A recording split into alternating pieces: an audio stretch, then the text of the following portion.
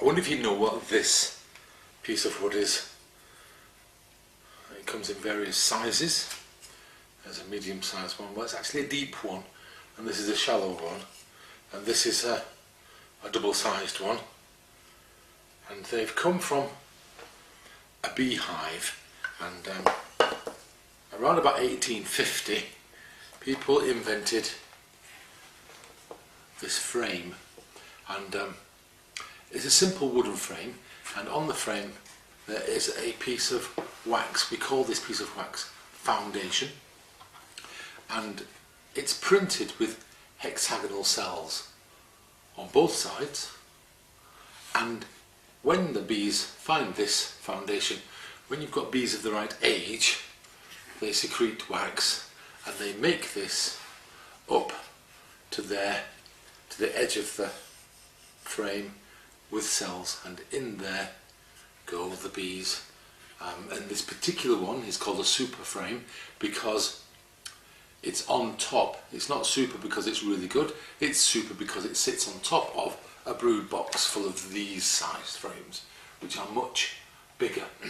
Hopefully on this one you will get, once it's made out, the queen laying eggs in a pattern like that, and that will be the brood, the young bees that are going to emerge from the cells, and then on the outside of there you'll get honey, and that's for the bees' use. On this one, if we've got a queen excluder and the queen can't get to the box that contains these, then we will have honey that either we can use for the bees for the winter or for their own stores, or we can steal for ourselves, and pretty lovely it is too. Now let me show you a piece of foundation. It's made from beeswax, and you can put your beeswax in exchange for some of these. They want some money as well, and inside it's pressed with a piece of wire running through it, and we always use it with the 3 hoops up at the top there, and it's a wonderful smell. Well, the reason why I'm doing this in here today is because the weather is utterly foul.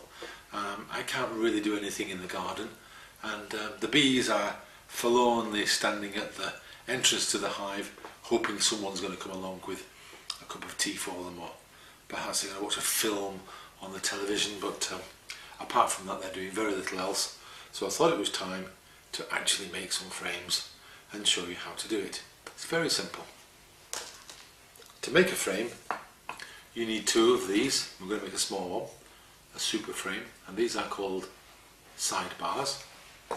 And then we have a top bar. Now this piece of wood is attached to this one normally, and then you simply remove it using your well, anything you like really, but you remove it and just prise it apart, and you keep this for later. And then finally you need 2 bottom bars, and then we're going to nail the whole thing together. So it's one of those jobs that you do during the winter or the spring, and you spend hours and hours playing with bits of wood. And these things, these are called gimp pins, and they're tiny pins which, even though this is very soft wood, they still bend, so you have to be careful. And I like to use my grandfather's old hammer, and it's small enough but heavy enough to give me something to hit with. And finally, because this is the kitchen table, I have to put down a couple of mats to keep me out of trouble. Now making this is fairly straightforward. They've got grooves, these side pieces, and as long as the grooves are on the inside, facing inwards, you can't go wrong. You simply push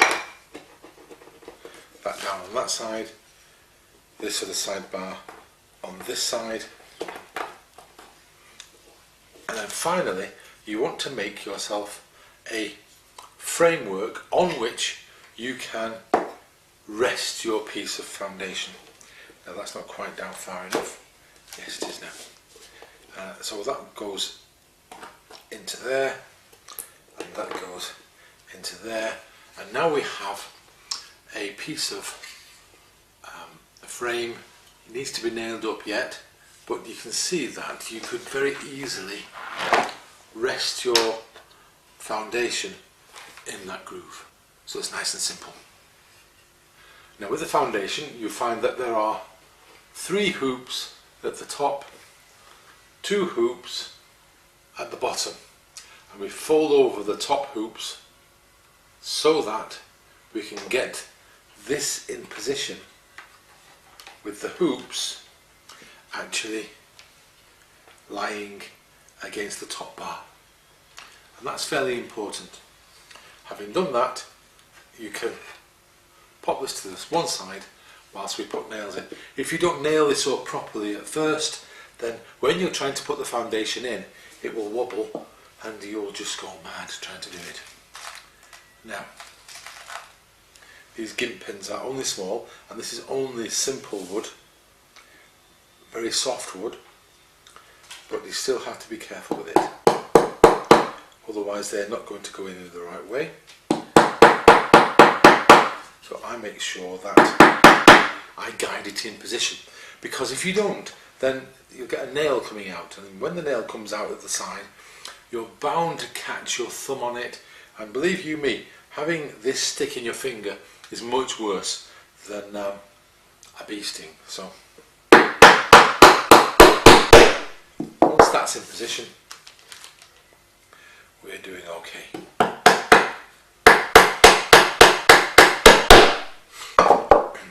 Now, on here you can see that there is a beveled side and a flat side, and I tend to simply nail through the flat side and not try to nail through the bevel side. So that means I have to turn it over in order to do that.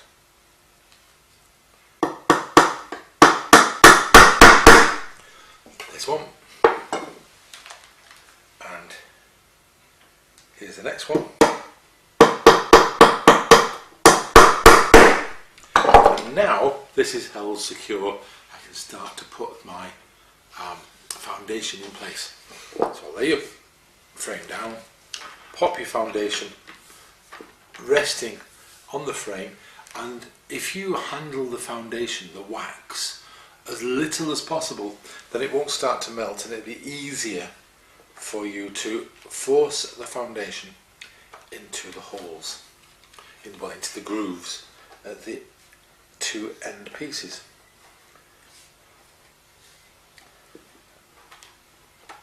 Because it can be a little bit tricky just getting it completely right. I'll bring this round for you to have a look at.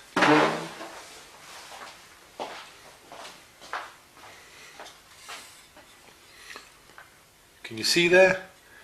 The foundation has gone straight into the groove. There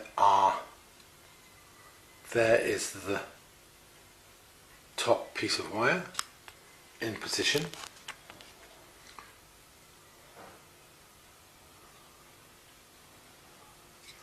And let's go back. Having got to this stage, you can then take the piece of wood that you removed from your top bar, and that sits neatly underneath the wires.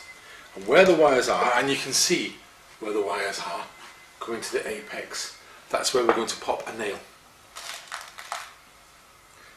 We're going to pop a nail in there, and again, we don't want the nails to come out of the wood, so they have to go very carefully so that you haven't got any opportunity of catching yourself. Now notice I've nailed that way and not that way. If you nail that way, if you're sending vertically like this, then you would definitely have a piece of nail sticking along the top bar. Now you might think, well, what's the problem with that? That isn't a problem. Well, when you come to clean your top bar with your hive tool, well, the bees will propolise it up. They'll put all kinds of stuff up there. When you come to do that, then you're going to take a chunk out of your hive tool because the nail's sticking out. And make sure that you nail that way into the wood, not up.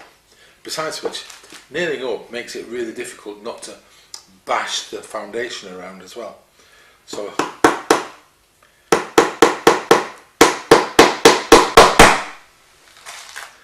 and the final one.